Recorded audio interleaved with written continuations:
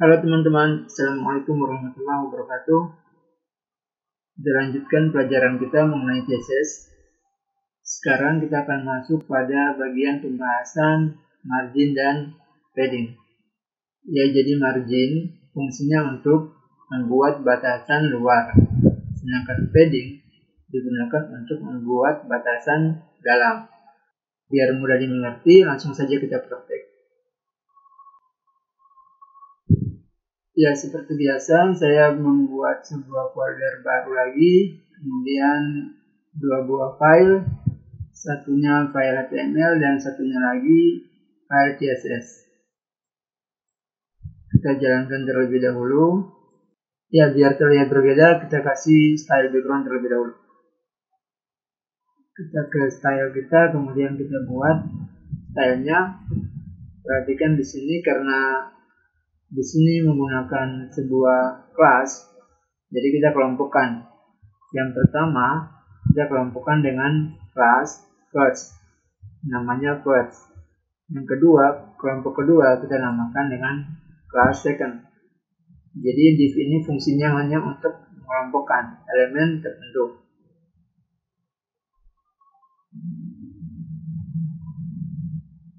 Oke, kita buat. Karena di sana kelas, maka kita gunakan titik lalu kita isikan dengan nama kelasnya. Ya, seperti ini. Kalau di sini misalnya kita pakai ID, berarti di file stylenya ini, style CSS, kita gunakan tanda pagar.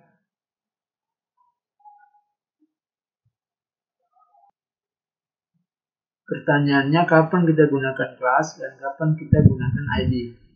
Ya, untuk aturan penamaan atau pemberian ID di dalam sebuah file HTML atau halaman HTML ini, kita hanya boleh memberikan satu nama ID atau satu ID untuk satu elemen. Untuk kelas, kita bisa berikan nilainya lebih dari satu. Misalnya ada kelas first, kemudian kelas, misal kita tulis center. Nah, ini boleh. Adapun kalau ID, kita hanya bisa memberikan satu nilai. Yang misal first, dan ID ini tidak bisa kita gunakan untuk elemen-elemen yang lain lagi. Misalnya kita mau pasang di sini ID lagi first. Nah, ini sebenarnya tidak bisa. Ini tidak bisa. Jadi lebih jelasnya, lebih lengkapnya, silakan teman-teman lihat di internet mengenai perbedaan antara ID dan kelas. Jadi pada penggunaannya atau pemberian nama bebas, silakan kita mau menamakan apa, kita mau berikan dia ID atau kelas, tapi aturannya seperti itu. Kalau kelas kita bisa berikan nilai lebih banyak, nilainya di sini lebih dari satu bisa, sedangkan ID kita cukup berikan satu nilai dan itu hanya dipakai untuk elemen tertentu saja. Tidak bisa digunakan lagi untuk elemen yang lain. Jadi di sini kita gunakan saja kelas. Lalu kita buat background color blue dan class second yellow. Ya, hasilnya seperti ini. Ya, di sini sudah ada jarak karena kita gunakan H1, kita ganti saja dengan paragraf biasa.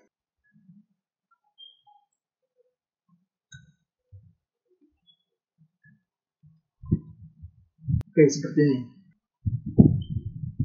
Kita akan terapkan fungsi margin atau properti margin di paragraf pertama ini. Oke, langsung saja. Margin.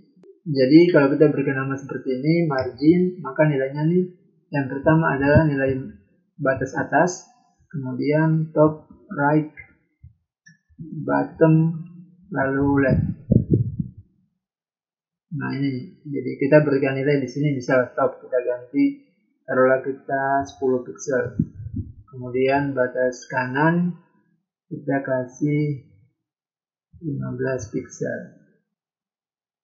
Bawah 10 pixel, kiri 15 pixel. Kita refresh. Nah, akhirnya dia mempunyai margin atau pembatas kiri sebesar 15 pixel, ya kiri kanan, kemudian atas bawah 10 pixel. Kemudian kita pun bisa membuat dia singkat atau penulisan singkat seperti ini.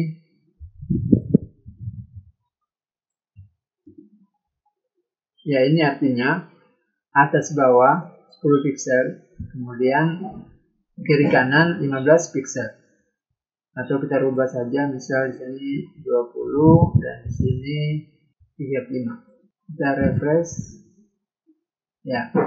Jadi kiri kanan 35 dan atas bawah 20. Ya, jadi fungsi margin seperti itu. Dia memberikan batasan luar dari elemen yang kita punya. Sekarang kita terapkan properti padding pada kelas second di bawah ini. Oke, langsung saja kita buat padding. Ya, jadi untuk padding nilainya sama seperti margin, top, right, bottom, dan left. Misal kita buat 10 pixel atas bawah 10 pixel, kemudian kanan 20 pixel, kanan kiri 20 pixel. Ya, jadi kalau seperti ini artinya 10 pixel atas bawah dan 20 pixel kiri kanan.